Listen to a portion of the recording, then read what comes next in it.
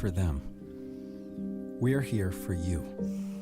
Find free care guides at aarp.org/caregiving.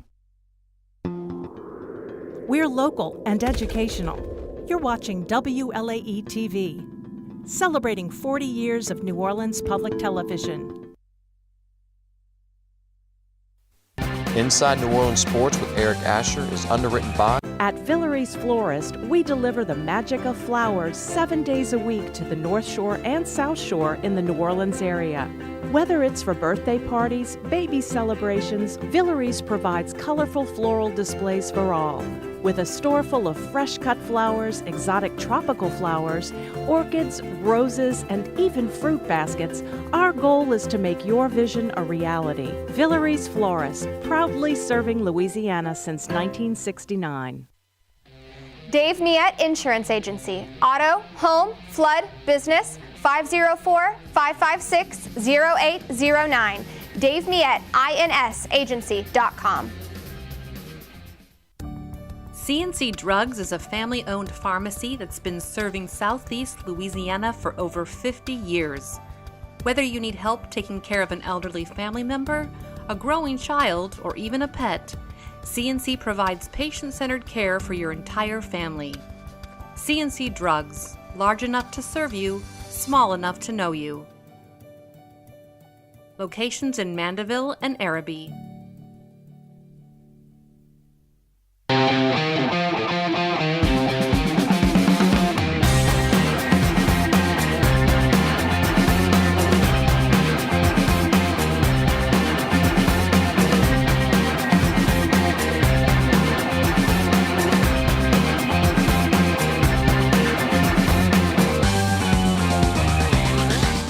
Good evening and welcome to another edition of Inside New Orleans Sports. I'm your host, Eric Asher. Over the next hour, we'll cover all the home teams. Saints, LSU, Tulane, Pelicans, all on tap, and breaking it down to the best we have. Les East of CrestCitySports.com and Saturday Down South, and Rene, Nadeau, CrestCitySports.com. Both those guys join us on the program this evening. Guys, welcome to the show. Always like to start off again, find out a little bit about what you guys are involved in.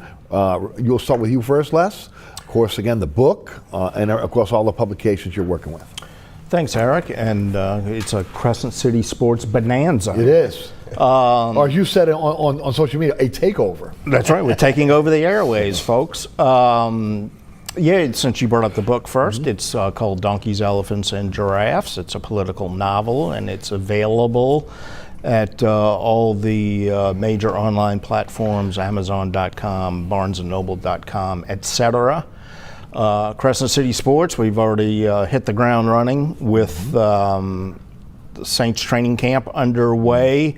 Ken Trahan's written about 500 high school football previews. Right. So folks can go check those out, and I'll be covering LSU and the SEC for Saturday Down South, and also cover most of the local teams for a group called Field Level Media that distributes to outlets all over the country. Awesome. And of course, also part of the Ken Trahan's original prep football report, Friday nights. It's coming up. Right around the corner. Rene, welcome back to the show, my friend. Good to be here, E. Good to have you. Great to be here, man. Talk a little bit about what you're involved in as well. Well, same thing. I was at Saints camp, and you know, a lot of that going on with that. Of course, college football is right around the corner. Still do a lot of recruiting stuff.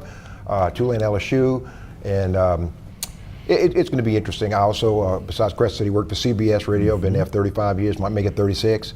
So anyway, it's a fun ride. A lot going on, but you know, football for one never goes away. It's a 12-month sport, and but there's so many other things that Les and I and everybody else at Crescent Sport cover. A couple of players retired this week, and I want to start with that. And Jimmy Graham and Tyrann Mathieu, but I'd like to start with Tyrann Mathieu. Both you guys covered him, high school, again, college, and the pros. Your thoughts on Tyrann Mathieu, his career, his impact on the New Orleans Saints, his impact really on, again, the youth of our city, consider how much he's given back in his time, again, since he's been, a player going back to LSU.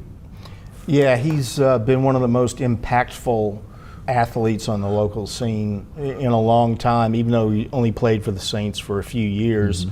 Going back to St. Aug and also LSU, and I've said this before, a previous life as an LSU beat writer, my two favorite athletes that I covered in the previous decade were Tyrann Mathieu and Alex Bregman, because they were two of the same types. One was a football player, one was a baseball player, but they were both gym rats. And they were so competitive, and they were such winners, and they were great. So I really enjoyed the time covering both of them. Alex, of course, is in the middle of his career now with the Red Sox, but Tyrann, was, Heisman Trophy finalist playing cornerback and kick returner is remarkable. Tremendous career at LSU. I remember the pick six in the Cotton Bowl, I think, as a freshman, that kind of announced him to the world of how special he was going to be. And he was throughout his career at LSU and multiple stops in the NFL. But in the community, as you mentioned, was really significant, and I'm sure will continue to be significant for a long period of time. He had a rough upbringing in New Orleans, and it strengthened him as a human being, and he's given back to his hometown to try and help youth who are growing up, some of them in similar conditions to what he grew up in. Rene?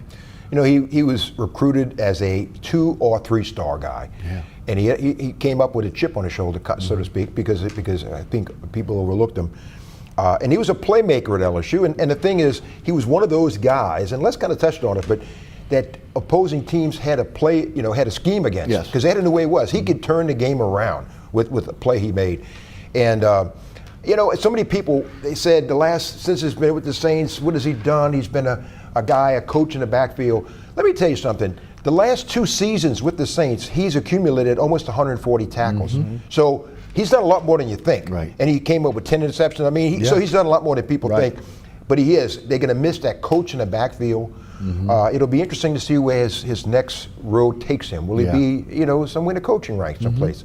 But he's been a success everywhere he's been, and he's blazed a trail for himself. And as Les said, he's one of the most respected guys. For what he's done and how he's done it, and he's not a pound your chest kind of guy for everything he's done. And one play I remember in particular in 2011, as good a regular season as any college football team has ever had. And they were playing Georgia in the SEC championship game, and the offense was absolutely stagnant. Couldn't do anything. And so Georgia was staying in the game because LSU's offense was so bad. And I think it was in the third quarter, Tyrann breaks a punt return for a touchdown. The floodgates open. They won very easily. He just rose to the occasion at the biggest moments throughout his career. Yeah, I would agree. 3-time Pro Bowler, 3-time All-Pro, Pro Football Hall of Fame 2010 All-Decade Team, future Saints Hall of Famer, future, again, Ring of Honor member, I would believe. And I went back and looked at the stats of safeties in the Pro Football Hall of Fame. He is just right under, again, some of the top guys, Brian Dawkins and others. And I got to believe that, again, as time passes, he will be in the the Pro Football Hall of Fame as well. I don't know if he'll be a first ballot kind of guy, but he's right there. He is, he's right there. It'll be after somebody who maybe gives him a little shove or speaks on his behalf, but he's certainly deserving of that. Leaves about $9 million, a little bit over $9 million in dead money, which is not a big deal for the Saints right now, considering, again, where they are on the cap. Are you guys surprised? Again, he shaved his head. Looked like he was getting ready for camp. Again, I've talked about it on the radio show last couple of days. Again, when you get to be 33 years old, and again the heat, the pay cut that he took, again and of course looking at the rest of your life, right? In terms of again the second part of your life, when is it time? And again, obviously the Saints said they had a couple of days notice. We don't know what that is, but you guys see him. You were in the locker room with him. Did you get any indication this was going to be, the swan song last year? That again over the summer he would decide, you know what, I'm done. No, I was surprised when the announcement came on social media like 10 minutes before Mickey Loomis spoke on Tuesday. And I started thinking back because, Tyrann wasn't there for the OTAs, but he did show up for the mandatory minicamp. And I and several others spoke with him in the locker room for several minutes because he's always so honest and such a good interview. He attracted a crowd that lingered. And I thought back to that, and we talked, and I didn't get any sense that he might be thinking about something like this. Perhaps that time between the end of minicamp and the start of training camp, those 5 weeks, that's when he has to decide, do I really want to go through another training camp? Right.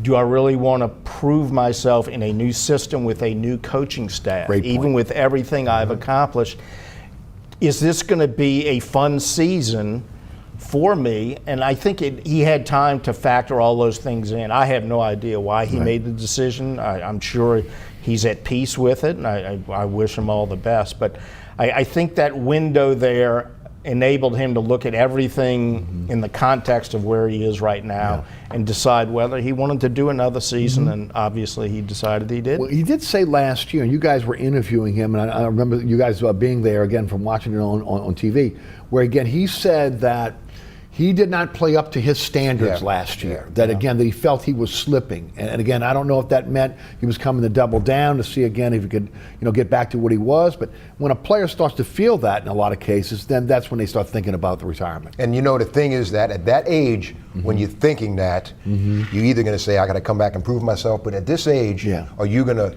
all of a sudden, get this boost of energy and prove that 2024 was a fluke? Or you're going to say, like, I can see the twilight. I can see what's coming now. And I think this was something he'd been thinking about. And I have no, like Celeste said, I didn't see any signs of that. But I think this is something he's thought about. And maybe he felt that he couldn't do the things as well as he thought he wanted to do them anymore. And when I say this, I don't mean Kellen Moore, he didn't feel like, but I think he knows that this is a new regime. There's going to be some changes. And how will he have to change his game? Will he be a coach back there now? How will they need him? How is his responsibilities change in the Brandon Staley defense? I think a lot of little things like that went into it. I'm not saying that's the whole thing, but a lot of little parts went into his decision. And I think he put on a ledger sheet, pros and cons and stuff. And what coming back next year, what would it mean if I didn't come back? What would it mean? And to your point, when Dennis Allen got fired at the end of October, only 2 players were made available to the media, Tyrann Mathieu and Foster Moreau. And Tyrann said that he talked to the people in the secondary room, his teammates in the defensive backfield, and he admitted, he said, I'm part of this. He said, I have not been the same Tyrann, as you mentioned late in the season. I've not been myself these last couple of years. So it was weighing on him at that point, and he said anybody in here who doesn't take part responsibility for what happened today isn't paying attention. And so he was being very reflective at that point, and I think recognized that that maybe the end was getting pretty close. And I do think also he's the type of guy who would have taken the Saints into consideration and said, if my heart's not in this, I don't want to be in training camp for 2 or 3 weeks, realize I need to get out and leave the Saints in a tougher spot to replace me. I would throw another part of this, another caveat to this, it would be is it's going to be a tough season. And a guy that again, throughout his career has never been a loser. And it wasn't used to losing, and maybe again that also, pay cut, age, not playing up to your capabilities, and then rebuilding. Maybe that made the decision for him. But again, he will be missed. And look, there was a huge hole in the safety position when he announced that retirement. And they went out and got Julian Blackmon. We'll talk about that a little bit later on in the program. Just a guy that, from the time from St. Aug to LSU to the Saints, just an electric player. Yeah, he really was. And he's a difference. And again, best thing I say, he was a difference maker everywhere he was. Jimmy Graham also retired after again doing going across the Arctic, which again, 584 nautical miles from Norway to Swabsburg, whatever that is. Got a lot of money for charity for here in New Orleans for the Covenant House in New Orleans and Lawrence Sport for Good for New Orleans. Jimmy Graham's career. Look, I still go back to it again. If he wouldn't have been pouting about the contract, okay, because remember there's a contract dispute. He wanted to be paid like a wide receiver. He's getting paid by a tight end. He was being utilized like a wide receiver. But again, that was part of the offense. But having somebody like Drew Brees, who was making him, and of course he gets traded to Seattle, and then it just never seemed to be the same player after he left New Orleans. But with that said, still had a great career. Oh, no question. And, you know, it was funny, yesterday Cam Jordan was reflecting on the retirements. Right. And said that I can promise you when it comes my time to retire, I will not be in a boat in the Arctic. You better believe it. So you can scratch that off your list of things to look for. But yeah, you're right. It was the perfect combination of Sean Payton's offense, Drew Brees, and this unique skill set that Jimmy Graham had. And it's a shame that he didn't play his whole career here because the numbers would have been even better than Pro they Football Hall of already Famer, are. probably. And I know Drew Brees would have loved to have had him around here that entire time. So, yeah, it's unfortunate the way it played out. And one thing I remember about Jimmy is, you know, things weren't great because of the contract situation. He was a young guy when it ended here. When he got back here at training camp a couple of years ago, he was a totally different person. Yeah. He was one of the most comfortable, relaxed, nice, friendly players I've ever seen. The transformation, the maturation was easy to see. Yeah. And I did not think he would succeed like he did when he came back. I was totally wrong. I didn't know if he'd have many catches at all, but he did contribute, and you know he was the second coming of Tony Gonzalez. Basically, he was the second coming of Tony Gonzalez. He was exactly the same type of player, and he would not have flourished, I don't think, anywhere else like he did with Sean Payton and Drew Brees. I mean, he would have been good somewhere else, but not nearly as good because he just fell into the exact perfect situation. But he had some skills, and again, a former basketball player, he really, really worked on developing his skills, and he deserves credit for that. And to your point of coming back to New Orleans to finish his career, I thought he was underutilized his second time around. I thought they could have utilized him a little bit more, and that was unfortunate. But we'll go down as one of the greatest Saints. I think he's a Saints Hall of. You guys are both on the committee, Saints Hall of Famer. Oh, no question. Yeah. You know, with he and Tyron both retiring, you know, for a while there we were thinking, you know, a lot of the Super Bowl guys, a lot of these elite players have gotten in recently. You know, maybe the pickings will be a little bit slim in a year or two. Nope. They're not slim at all, and there are others out there who might be joining them in retirement in the near future. Les knows there's a lot of discussion at that table. I mean, there's a lot. Y'all take it very seriously. A lot of qualified people are not in yet, and just those won't be long conversations when Tyron and Jimmy come up. No doubt. And of course, again, Ring of Honor will be honoree. Now, did he do enough to get into the NFL? No, sorry, I keep saying NFL. Pro Football Hall of Fame. Do you think he did enough in his career to get there? Tyron or Jimmy? Jimmy. I don't know. I don't know if the stats. I don't know if the stats. I wouldn't give him match the odds that I give Tyron. I have my doubts, but you know, tight end. There aren't a lot of tight ends who have that kind of. It's changed some, but there aren't that many tight ends who have that kind of impact in the passing game, which is something you can quantify. Yes. The blocking tight end you can't quantify. Yes. So, you know, I wouldn't rule it out, but I would say the odds are probably against it. Yeah, I would say as well. Where I do believe that Tyrann Mathieu one day will make it. I really do. I think he's got the stats that are good right there, right under there. The guys that are in there right now, and I think he'll make it. I'll tell you what, Will, let's do a little about face here, a little something early. Let's take our break here from Underwriters now. We'll come back and we'll jump into the Saints training camp. After that, we'll jump into some LSU and Tulane. We'll finish off with the Pelicans. All that coming up here on Inside New Orleans Sports. Rene, Nadeau, Les East, our guest. I'm Eric Asher. I'm your host. We'll be right back.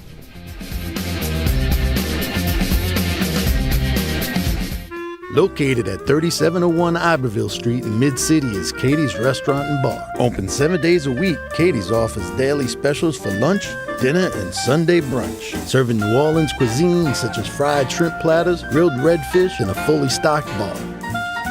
And don't forget about our expanded event seating and local entertainment. Featured on the Best of Food Network's diners, drive-ins, and dives, Katie's Restaurant and Bar. Burkhart's Air Conditioning, Heating, and Refrigeration has been family-owned and operated since 1989. Burkhart has energy-efficient solutions and offers brands such as Mitsubishi ductless AC units and Amana, the only manufacturer with a lifetime unit replacement warranty. Burkhart's offers maintenance bundle packages that include servicing your AC, generator, and tankless water heater. For more information on the services Burkhart's provides, visit acpromise.com. Burkhart's Air Conditioning, Heating, and Refrigeration, providing comfort for life. Welcome back to Inside New Orleans Sports. I'm your host, Eric Asher. Les East, Rene, Nadeau on our panel today. All right, let's talk a little bit about the Saints. First of all, Tyler Shuck signs a 4-year, $10.8 million fully guaranteed contract with the Saints. Again, looks like the precedent is set now. Second-round picks will start to get guaranteed contracts. His was fully guaranteed. It's not a lot of money in the big scheme of things when you talk about the NFL, but I know there was some reluctance on the part of, again, general managers, those that were in charge of teams to give second-round picks fully guaranteed contracts, but we are where we are now.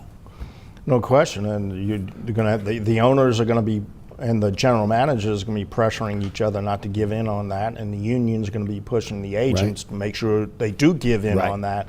And Mickey Loomis basically acknowledged on Tuesday that the toothpaste is out of the tube. That's the new reality. And it's not an earth-shaking moment at this point, but that's the trend, and it's going to continue. And the fact that he plays quarterback, and that's going to have a bigger impact than somebody who might be a guard or something. So it was a important negotiation for people outside of the Saints organization and the Shuck camp. But now it's done, and we can talk about football. All right, let's do that then. Mickey was saying too about how it may come down to the highest picks may get more percentage and things like that. I'm just saying he was just speculating, and that could happen. Sure. But it's kind of like that. If you looked at the way it kind of played out this off season, as you looked at the second round picks, some got 80% guaranteed, some got 60% guaranteed. Now Shuck got a fully guaranteed contract, but to Les's point, he's a quarterback and may play a lot this season going forward. So we'll see how that goes. Shuck played 44 games in college with Oregon, Texas Tech, and Louisville. Had 42 starts. Rattler played 48 games and started 42 for Oklahoma and South Carolina. You guys have had a chance to see these guys a little bit. Rattler, again, has 7 games of NFL experience, 6 starts. Again, all losses for him. I've been of the opinion that there's a lot of people that believe that Shuck will start, and maybe he will. But I think there has to be something to be said for experience. When you look at the guys' experience in terms of college, both guys have pretty much the same type of experience. They got to believe they're pretty close in age as well. I know Shuck is 26. I didn't look before we came on the program to see what Spencer Rattler was. It looks like, again, from what we understand, the way the rotation is going to start at camp is Rattler started off and got the first team reps on the first day of camp. It was Shuck today. Tomorrow will be Hainer. That will continue, again, that rotation all the way until the Chargers game. And then after the Chargers game, again, I guess at that point, Coach Moore will pare that down to 2 quarterbacks that will be fighting for the starting job. Your impressions of the quarterbacks after two practices? It's continued what I think we saw during OTAs and mini camp, in that you can see there's a lot of talent there. They can make all the throws. They can both move around well enough. Neither one is Lamar Jackson, but there's only one of those. And they are confident, I think, and smart. For Tyler Shuck, from the moment he was drafted, from the video conference we had with him up until today, has just been extremely impressive as an individual as well as a guy who throws the football. And so I can see why they decided to go with him. Everybody wants to settle the competition right now with assumptions, and Kellen Moore is a smart guy, and he's decided this is a legitimate competition.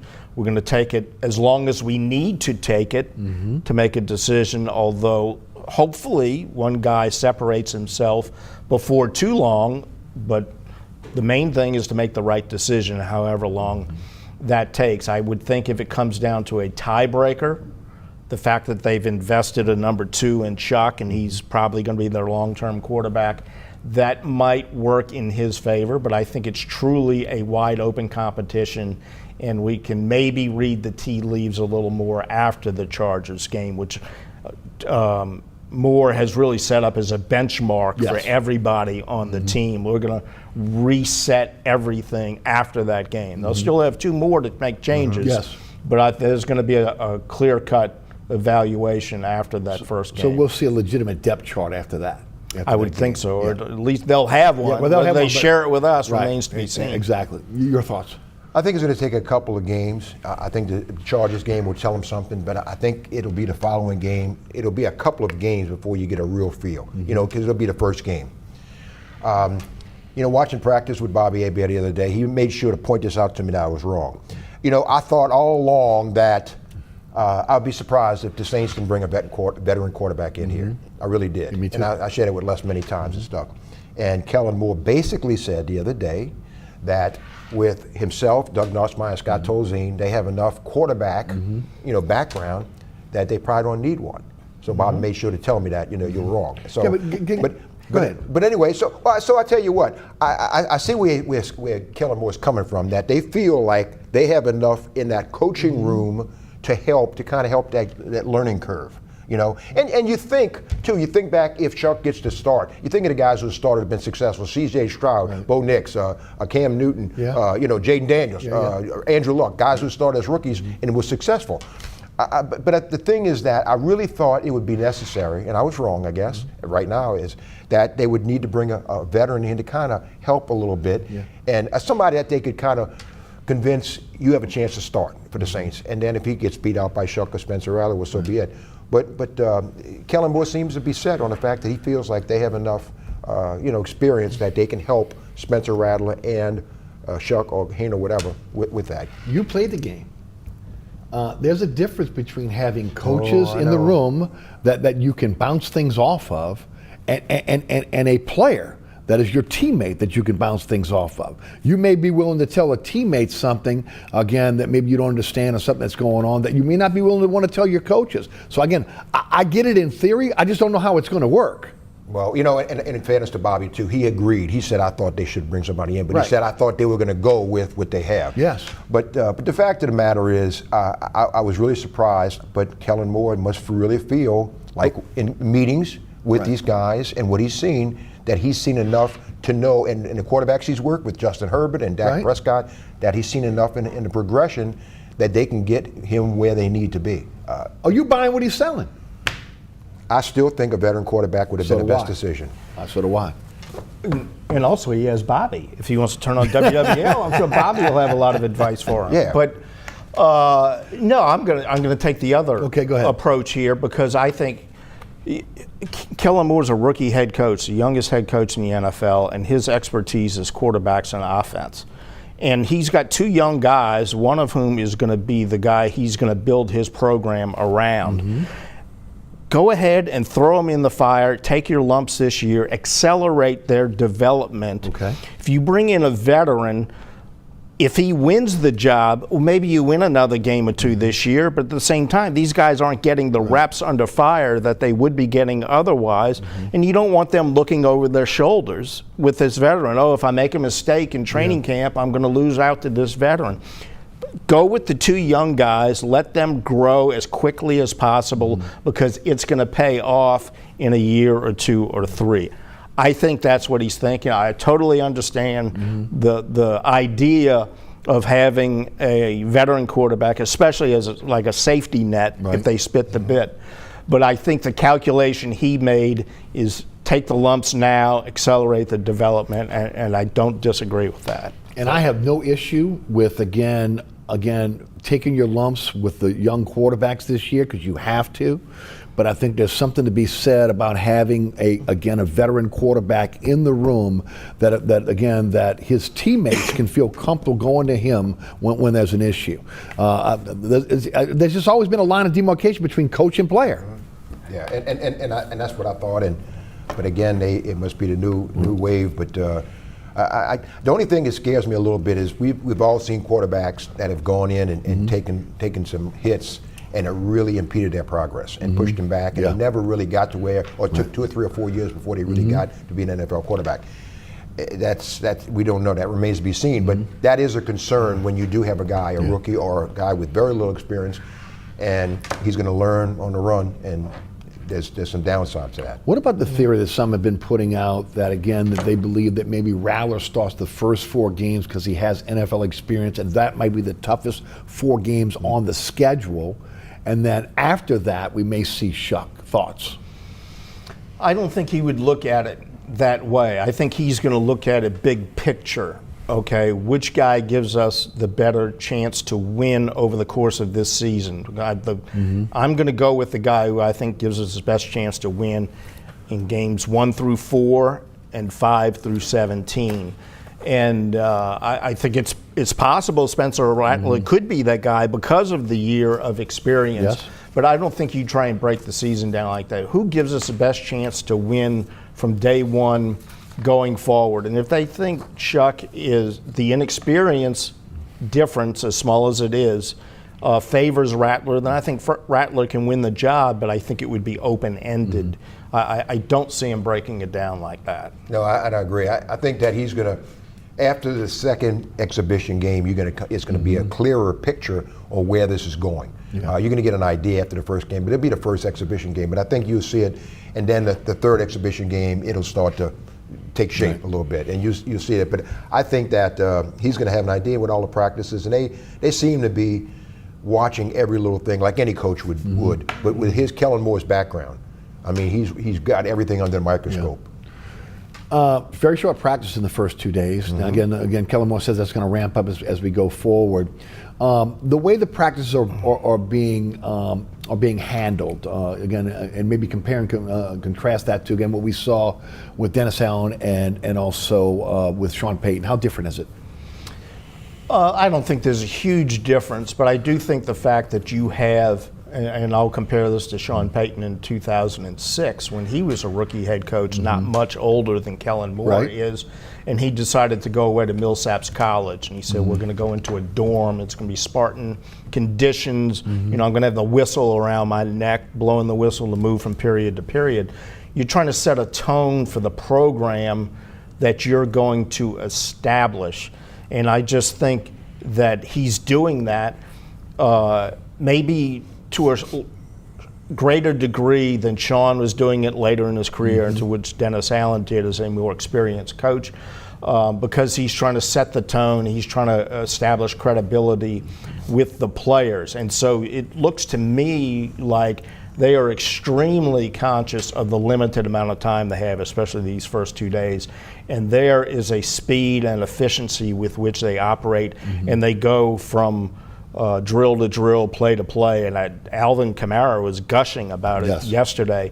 He seemed to like it a lot. Cam liked it. Demario Davis spoke highly of it as well. So I think it's gotten the players' attention that he is focused on maximizing the time that they are able to be on the field because it's so limited these days. And that probably is a little bit different for him at this stage in his career, meaning more, compared to what it's been around here for the last several years. Thoughts? Up-tempo, he seems like he utilizes every second out there on the field. And, you know, an hour and 10 minutes yesterday, an hour and 15 today. I mean, it's just, you may say that's a short practice. Yeah. It doesn't make a difference. If you get the most out of that time, it's work. And I'll tell you what's something, and I've been fortunate, doing a couple of ESPN games with Chris Peterson when he was at Boise State. And Kellen Moore has spoken about how much of an influence he's been on him. And I had a chance because of Chris Peterson is one of a million kind of coach. He took so much time with us in his office and going over games and stuff like this. And he has said before how much he's gotten out of Chris Peterson. And if he's anything like Chris Peterson, who he really admires and looks up to. One of the games I did, Kellen Moore was there, was a player then. Boy, I tell you what, he's gotten he'll learn. He's learned a lot from a class person who is a successful and a great head coach. I mean, I know he's learned a lot in the NFL, but he does mention on occasion how much he's gotten out of Chris Peterson. Do you want to mention again some of the additions to the Saints, the late additions? Julian Blackmon comes over from the Indianapolis Colts. 1 year, it's been publicized about $5.5 million. He made $3.7 last year on a 1 year deal. The biggest issue with him has been health. He's got great range. He's a pretty decent tackler. He's got 7 interceptions over the last 2 years, 7 of his 10 interceptions over the last 2 years. But he's had an ACL injury. He's had an Achilles tear. He's had an ankle injury. He had a shoulder injury. Last year he played with a torn labrum the entire season. It happened in week 1. So again, he showed the willingness to be able to play through the through the pain. He's got 1 defensive touchdown, 4 fumble recoveries, and as I mentioned, 10 interceptions in his career. Your thoughts on him coming in to replace Tyrann Mathieu? Well, I think under the circumstances, that's about the best they could have hoped I would for agree when with you that. go looking around to see who's unemployed and you find a guy who's relatively young, has played a lot, and has played well when he's been out there. And Mickey said that, you know, Tyron had given him a couple of days heads up before he announced that he was retiring. That, I think, gave them time to evaluate what was out there, and so they were able to move very quickly and get who I think was probably the best candidate out there. And so he'll compete, I assume, primarily with Jordan Howden, but we'll see. And I think that's a wide open position. Sanker's also, again, in the mix there, the third-round pick, again, but if they wouldn't have went out and got a veteran, you'd be dealing with Howden and Sanker at that point. That would have been a little scary. You like your quarterbacks. Yeah. You know, and the thing about Blackman, he's 67 games in the NFL, Utah kid, about 6'1", 205, 202, something like that. But he's only got 10 less tackles the last 2 years than Tyrann Mathieu. Yeah, I so saw that. he's an active guy. But the thing about him, he's very, very versatile. He's played safety, corner, nickelback. So they can utilize him in a lot of his skills in a lot of different ways. So you're looking at a safety back there, but he could line up in a lot of different spots, and he's got the capabilities of being a good cover guy.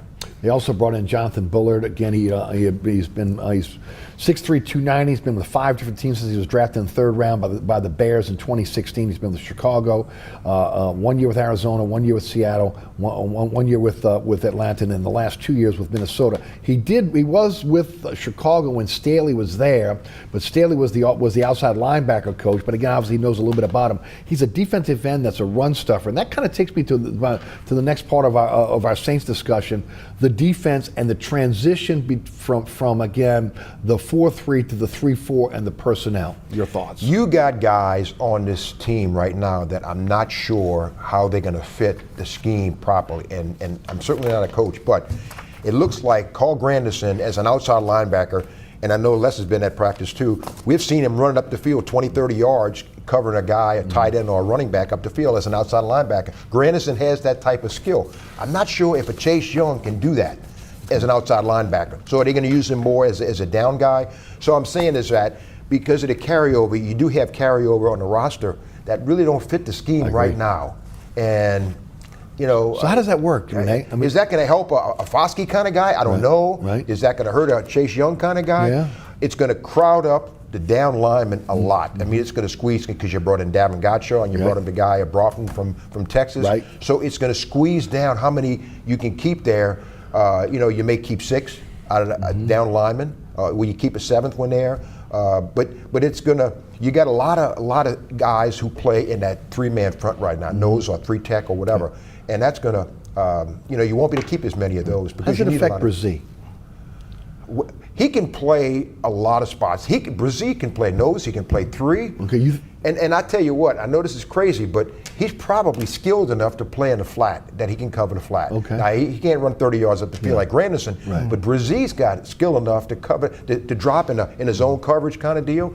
And so he's a unique kind of guy that you can utilize him in a number of spots. So his worth is a lot.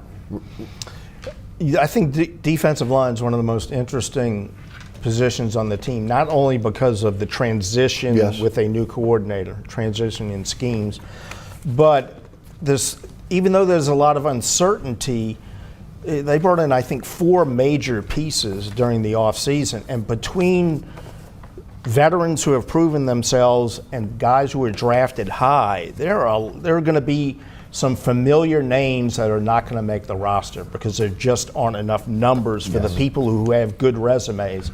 I think this is potentially a great thing for Brian Brzee. I just think his skill set is such. His ability to rush the passer from the inside, he hasn't defended the run all that great thus far, but he's going to be able to play outside some and rush the passer from there, as well as doing what he did inside. So I think he's already been a good player these first couple of years. I think he could have a really breakout season there, and there's a lot of talent there, and I think eventually you're going to see it work itself out with the way they want to utilize these guys because of their versatility, and they also want to be unpredictable. So I think it's going to be fascinating to watch that position compared to a lot of the others on the team. I want to switch gears to the college game now, and I want to talk about Tulane first, and I'm going to take you first, Rene. They've been searching for quarterbacks, again, ever since Darren Mensa moved on to Duke. And again, they start off with Simonsa, Leary, then they bring in Brendan Sullivan again after camp. This week they bring in Jake Rasliff, again out of BYU, who's transferred. Again, he had some issues at BYU with the honor code. Ultimately, again, was also involved in alleged rape and strangulation, which was dismissed by mutual agreement. He comes in as a walk-on. And I would guess at some point he's going to get a scholarship and get the NIL money. But a lot of people believe this is going to be the guy that's going to be the starting quarterback for the Tulane Green Wave. Give me your thoughts. It's not as easy as he steps in on the campus and all of a sudden he takes over. He's behind. It's going to take a little while, and he's got to learn that playbook. And he had a good year last year, over 2,900 yards, 20 touchdowns, 12 interceptions. The thing about him, he's got some mobility. He scooted for over 400 yards last year, 6 touchdowns. So he can run a little bit. Smart guy. This will be his 1-year deal. But, you can't trade people in college, but, John Summerall can make a 2-for-1 deal. He's got so many quarterbacks now. Right. He's got 4 of them. But the thing is that I thought Simonsa had the inside scoop, hit the inside track on the quarterback situation, and he still might. But Retzlaff, they're gonna give him a speed up course kind of deal. But the thing is that he's working from behind. He don't know as much as the other guys have, and he's got experience will mean a lot. But he don't know as much. He didn't go through spring. Yes. And I'm sure he's gonna go through working with the receivers and stuff like that. But it's gonna be a process. I wouldn't be surprised. You were talking about Spencer Rattler starting the first few games. I wouldn't be surprised if someone else is a starting quarterback, and maybe Ratliff would take over in time. Okay. But it would be. It's too soon. I mean, the opening is just around the corner. Yeah, right. And when you get back, you don't have time to spoon feed anybody. You have to let's work. Let's hit the ground running. And with practice limited in time and stuff like that, you're going to have your best foot forward. As of the tape in this program, I believe it's 38 days before they open up against Northwestern. Yeah. So again, it is a quick timeline. And of course, the turnover on the roster. Once again, somehow having to turn that roster over, about a third of that roster once again for the second year in a row. Your thoughts? I agree with everything he said. And, the way college football is set up, in a lot of cases nowadays, it's almost like they have a preseason because sometimes those first 2 opponents aren't. You can do whatever you want with your personnel because they aren't that challenging. Northwestern's a better program than a lot of teams play in their first 2 games. They're not an FCS program by any means. So that's a challenging game, and I agree, whoever starts that first game might not be the person who's starting in October. So we'll see how it plays out, but they could, buy him some time to see if he can grow into the position because he does have a lot of catching up to do. The good thing is that they have multiple talented options, but it's going to be a very busy preseason camp for them to figure out that quarterback depth chart, which is not ideal, but given the talent of the guys involved, it's not that bad either. Resliff again last year took BYU 11-2 record in the Big 12, and of course shocked a lot of people again with that particular record. LSU and Tulane seem to be mirroring each other over the last couple seasons. Again, look, we know the transfer portal is huge, obviously, in college sports now, NIL, but both teams have had to turn their rosters over a tremendous amount. And again, for Summerall, he seems to be, again, very a guy that understands the situation. And doesn't let him bother him at all. He just goes out there and just puts his head down and continues to be able to do work. And it's remarkable the type of player he's been able to bring in at Tulane since he's been there. And the thing is, he's really addressed the defense. He's got a couple of guys that Tulane fans are going to hear a lot about. Yes. Bo Westmoreland from UTEP and the Hopper kid out of Appalachian State. Those are rush guys, and they're going to have a big impact on this defense. Right. But he really focused a lot of attention on the transfer portal on the defensive side. Of the ball, and LSU, from a standpoint, the transfer portal may work against them in that opening game. And why I said that is they have 16 transfers coming in, 12 are starters or significant players. Right. Clemson only has 5. And in that scenario, it's going to be a learning curve on the field for LSU. So if they don't have enough going to Clemson and playing a really good team, those transfers are going to have to mesh and blend in pretty quickly because I think the team that you see against Clemson will not be the same team you see 3 or 4 weeks down the road as they get better together. The edge rushers, Patrick Payton and all these guys, I mean, they're really, really going to be good. It's going to take a couple of games. They may be good in game 1, But the transfer portal in this case is going to work against LSU in an opening game. You agree with that, Les? Yeah, that makes a lot of sense. And this is a program in 3 seasons under Brian Kelly that has turned in 3 lackluster performances in their openers. It's not just that they've lost because they were playing good teams. They've just been the effort, I don't want to say effort, but the performance was very disappointing in all 3 of those games. And they haven't won an opener since the championship season in 2019. So having that disadvantage that he pointed out is not ideal given the recent history there. And you can see at SEC Media Days how much they've talked about, we got to play better in this opener, we got to win this opener because of what's happened these last few seasons. And so that's going to be a challenge for them. And there are 2 things with LSU that I think are going to determine the season, and both of these are question marks in game 1. And there's the offensive line is replacing, 3 NFL draft choices, including the number 4 overall pick. And then the defense has been the Achilles heel since Brian Kelly's been there, and there are a lot of new faces there. So those may be 2 strengths when they get into the SEC play, but I don't know what the offensive line or the defense is going to do against Clemson, and part of that is the transition with the guys from the portal. I agree with both of you, and again, that's why, I am not in favor of playing, tough opponents in game 1. I just think in today's era of the transfer portal, you need an opportunity to be able to gel as a teth. You both guys have talked about the offensive, defensive lines. Those are teams. Those are areas of teams that need cohesion. You have to be able to work together. And again, both Tulane and LSU are dealing with the same thing when it comes to that, right? Well, and tell LSU, Clemson. The thing is that even throw more coal on the fire. Clemson has as many as possibly 5 number 1 draft choices. Klubnik, they got Antonio Williams, a wide receiver. They have the best right side of offensive line in all of college football, and they have their right tackle, Blake Miller, could be a first-round pick. The defensive linemen, the defensive end, Key and Peter Woods, 2 defensive linemen are first-round picks. So, and they got a cornerback that could be Terrell, could be a first. So you could have 5 or 6. So it's unbelievable talent on Clemson's team. And again, another disadvantage because of the transfer portal. But it is what it is. If LSU rises to the top and wins that game, they are going to jump a couple of people in polls.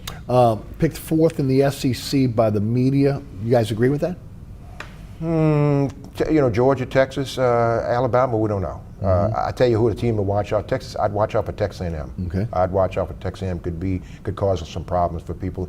And with the kid Marcel Reed, another year at quarterback, he could be. And Lenoris Sellers is another guy, South Carolina, that can surprise a lot of people. LSU got lucky last year because again, both Sellers and the running back got hurt, and that turned that game around against South Carolina. I don't know if they win that game if those guys are not hurt.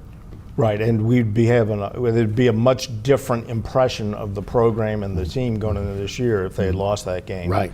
So when I saw they were picked 4th, I went and looked at it. Well, I thought to myself, well, Georgia and Texas, obviously.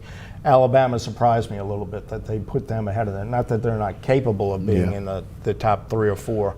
But I would put Texas and Georgia as the clear-cut favorites in the conference. But LSU has the talent. And I still think Brian Kelly's a very good coach. I think he has a good staff. I think they can certainly be in the mix. And the flip side of playing these really good teams in the opener is there are a lot of downsides to it. But also, if you lose that game first, you have plenty of time to recover from it. And it also kind of hones you for the gauntlet in the SEC. So even if they lose it, it's not the end of the world. But getting back to what I said before, they just got to play better in the opener, even if they came up a little bit short. And John Mateer, quarterback, transferred to Oklahoma, he could be in a Heisman conversation at the end of the year. He's that good. Okay. Is LSU a playoff team? Yes. Is Tulane a playoff team? We don't. There's so many question marks. Right. I mean, the quarterback situation, we don't. It's not sorted itself out yet. Yeah. I think the offensive line and defense should be much improved. Yes. Wide receivers is an unknown. There's not enough depth there. Due to Barnes, they bring a running back Turner in, a transfer in from Louisville, should be really good. Secondary could be really, really good, but they lost a couple of guys to the transfer portal. Right. Tulane could be good. It depends how everybody meshes and how the quarterback situation kind of falls out. Same questions. Yeah, I think LSU is certainly capable of being a playoff team. I think they probably will be a playoff team. Tulane, I think if Ratzliff is what they hope he will be and is able to be that for the entire season, I think could maybe elevate them into that spot. Obviously, that's a much trickier situation, and there are a lot of question marks, as he pointed out. But potentially the new quarterback is the difference maker. Yeah. Not that it's a really big deal, but the Pelicans go 0-5 once again in the Summer League. That's 0-10 over the last 2 years. And, look, I'm just frustrated a little bit because, again, you should be able to win one game in the Summer League. It is what it is. But the big thing coming out of the Summer League is the play of Jeremiah Fears and Derek Queen. And, of course, we'll start with Derek Queen first. He is out 3 to 6 months with, again, a torn ligament in his left wrist. He will be reevaluated after 12 weeks. This is an injury that could take 6 months to heal for him. Again, he's a guy that, again, showed flashes in the Summer League, 3 double-doubles. But, again, both him and Fears were turnover machines. I think both guys have to get physically stronger. Queen has to knock the baby fat off, and Fears has to get physically stronger. Fears has to, again, learn, if he's going to be a point guard, he's going to have to learn how to distribute the basketball a little bit better. But, again, you see his offensive game. Your thoughts on both players? Well, in Queen's case, obviously it's good news and bad news. The bad news being the injury. If you're looking for a bright spot there, they've had so many injuries in recent years that have taken place during the season where they couldn't get guys back. If they're going to front load those injuries and get these guys back while there's still time to get into the playoffs, well, then that's an improvement, I guess. But he's going to be gone. He's going to be reevaluated in 12 weeks, which means he's going to miss more than 12 weeks. We don't know exactly how long. But the good thing with him is I think we saw with the double-doubles and his ability to put the ball on the floor, distribute the ball, I think we saw the reasons why they traded up to grab him. They had him rated higher than the consensus of people rating draft prospects. And I think they were vindicated to as much as you can be in a few games in the Summer League by what he showed he's capable of doing. Now, and Fears was kind of what we thought he was going to be, a guy who can get to the basket, a guy who still needs a lot of polish. The one thing that jumps out at me, I don't care about the record, but the turnovers. And both of those guys were at the forefront of it, and the whole time, 25, 30 turnovers, and that was discouraging. Now, it's a long, long way. They got training camp and everything. So that can be fixed easily. But that was the thing, other than the injury, that was the one thing that jumped out from those games is just the team-wide turnovers, but especially from the point guard who used the number 7 pick on. I was a little concerned. You don't know how much those guys, Fears probably a starter. I mean, you don't know how much they're going to count on these guys with when is Murray coming back, Herb Jones coming back, so it'll be huge. Misi, had a big jump in the first year, but how will he be in the second year? Trey Murphy, C.J. McCollum not being around, that's going to take a big bite, I think. It's one of the reasons I think they brought in Looney. Yeah, but I'm saying Looney is good, but I'm saying C.J. McCollum, he was a great locker room kind of guy, and he had a big impact on the team. But like I agree with Les, those turnovers, they just jump out, and I mean, that's kind of rookie mistakes, careless basketball, if you will. They got to clean that up, but that was consistent through all 5 games. They had a lot of turnovers. It wasn't a one-time deal. No. And that kind of grabs your attention. Well, and look, to me, again, I know when you look at a lottery pick, 7th and 13th overall, those guys should be instant impact players for you. But again, when you look at the age of Fears, he'll be 19 when the season starts. In December, Queen will be 21. Those guys are young, and I think it's just going to take some time, which again really leans on, again, more of the veterans on this team now to see what's going to happen in terms of that. I don't know if they're going to make the rotation early in this season. I don't know. Fears is the interesting guy because your point guard's not going to be ready for the opener. So do you? But you already got Poole. Right. So you can go with Poole. I think it's sort of like C.J. McCollum in that he's really a 2, but he can play the 1. So, maybe he's the guy, but maybe you run Fears out there and say, let him take his lumps early on, kind of like the Saints quarterbacks, and accelerate the development. So we'll see. I don't think I think they can work around the absence of Queen until he's ready because of Messi and bringing in Looney. And bringing in Looney. Right. So we'll see. I think when we get closer to the season, we're going to be talking a lot more about the injured vets and when they're going to get back, and then Jordan Poole is going to be a big topic of conversation. Is this the guy that was in Golden State up until the end there, and then in Washington? And I think the topics are going to transcend the draft choices early on. Yeah. I do want to mention one more thing. Did you have another comment? Only thing I want to add to this, Les and I were at the draft together, NBA draft, and there was some eyebrows raised when they made that trade. But the thing is that I guess he's looking at, I'd rather have my guy right now wait another year, because unknown in the future, you don't know who's going to be available and what's going to happen. But Queen, he's sort of justified taking the way he did. I think you're spot on, because I was thinking about the other night. It looks as though Joe Dumars is not worried about the long-term future. He's worried about what's going on in the next 2 or 3 years. Yeah. And I think that's all he's focused on. He's focused on 2 or 3 years, trying to get this team back. We'll see how it plays out. Once again, a national correspondent is calling for the Pelicans to be moved. They have no clue what they're talking about. You put a quality product on the court, New Orleans will support it. And I think that's been proven from the Jazz to the Hornets to the Pelicans. So we'll see. I just want to mention one more thing before we get out of here. Incredible, again, UFC 318 was an incredible success for the city. Drew 18,138 fans, $8.9 million in ticket sales, highest grossing gate in the Smoothie King Center. Justin Poirier's final, again, fight in MMA. Of course, he loses to Max Holloway in a decision. Brendan Allen, again, a kid from Covington, really, again, showed out. Maybe the next great great fighter out of New Orleans. But it was an incredible card, not an incredible card, but it was an incredible night for New Orleans, an incredible night for again, Poirier and also Allen. Yeah, and I wasn't there, but I've heard so many people rave about the atmosphere, and the economics are enormous. And we saw the head, the main guy who brought this event here, talk about how Dana White. Yeah, Dana White saying New Orleans is on our radar a lot more than it was before. We will be back, and we'll be back pretty soon. So, I mean, it's great for the Smoothie King Center, it's great for the city, and it's great for the fan base, because obviously a lot of people in this community care about that, and so it was a win all the way around. Big success. Your thoughts? Got 20 seconds. This was like a concert impact. That's what it was, a major concert impact. Yeah. Yeah, and look, I'll tell you what, the fact that the city, when we need this so much, again, in the middle of the summer, where we need, again, these type of events, and the city responded, all of the Gulf South. The hotels were full, the restaurants were full, the bars were full, and of course it was a success as well. And congratulations to all those that put on the card, and of course those who were involved in the card as well. All right, thanks so much for tuning in. There are so many ways to catch our program now. There's a QR screen there's a QR code on your screen that will take you to my website, ericasher.com, and the WLAE-TV YouTube channel as well.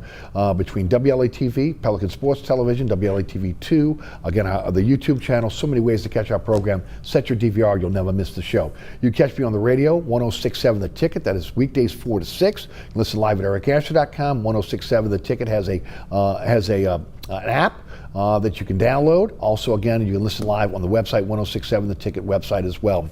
Also, want to thank our underwriters who make our show possible. Please support the underwriters who make our show.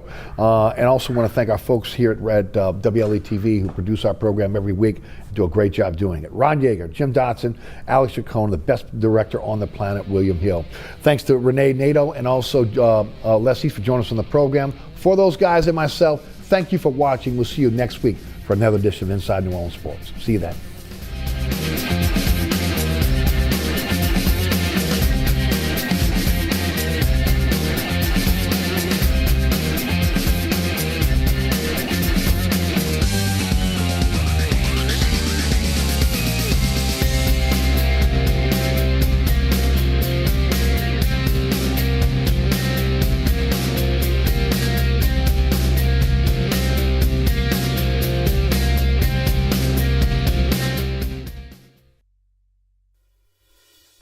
I'm Norman Robinson. Join me every Tuesday night of the month at 9:30 for Affordable Housing Matters, a show developed to educate the viewers in the New Orleans metro area with step-by-step basics of home ownership. Every show, we will bring in leaders and representatives to discuss topics such as credit counseling, home buyer training, mortgage lending, property insurance, fair housing practices, and so much more. Again, that's Tuesday nights at 9:30, right here on WLAE.